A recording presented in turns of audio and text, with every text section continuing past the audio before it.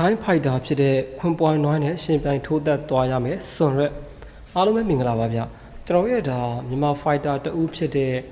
စွန်ရက်ကတော့လာမဲ့ဒီ1 Championship ရဲ့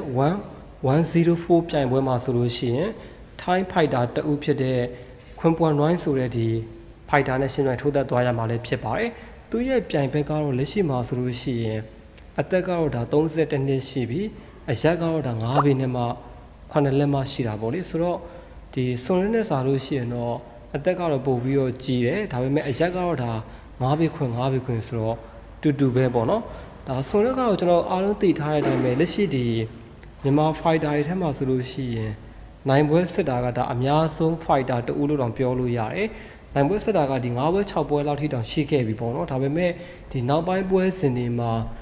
ဒီ performance ကအရန်ကြီးတော့အားရစရာမရှိခဲ့ဘူးဆိုတော့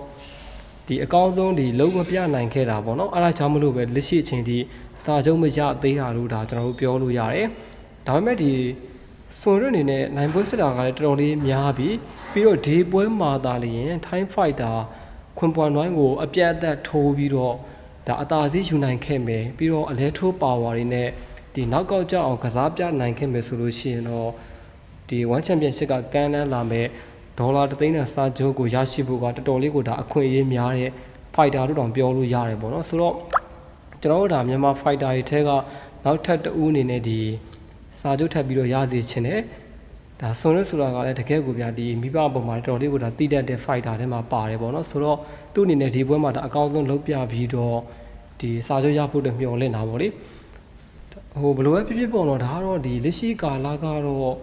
ဟိုကျွန်တော်အရန်ကြီးတော့ကျင်တတ်စရာတော့ကောင်းမနေဘူးဒါပေမဲ့ဒီကိုဖိုက်တာရဲ့ပွဲစဉ်တွေလာပြီဆိုတော့လေဒီပွဲရဲ့ဒါသတင်းလေးတွေပေါ့နော်ကျွန်တော်ပြန်ပြီးတော့ဟို sharing လုပ်ပေးတာလည်းဖြစ်တယ်ပြီးတော့အဲ့ပွဲစဉ်ထိုးတဲ့အခါမှာကျွန်တော်ပွဲလေးပြန်ပြီးတော့တင်ပေးမယ်ပေါ့နော်နောက်နေ့ဒီမှာတော့ဒါဒီစွန်လွှဲရဲ့ဒီပြိုင်ဘက် Thai Fighter ခွန်ပွိုင်းနွိုင်းရဲ့ဒီပွဲစဉ်တပွဲကိုပေါ့နော်ကျွန်တော်ပြန်လေးပြီးတော့တင်ပေးသွားမယ်ဆိုတော့ဒါကြည့်ရှုပေးတဲ့ဒီတယောက်ချင်းစီတန်းကိုလည်းကျေးဇူးအများကြီးတင်ပါတယ်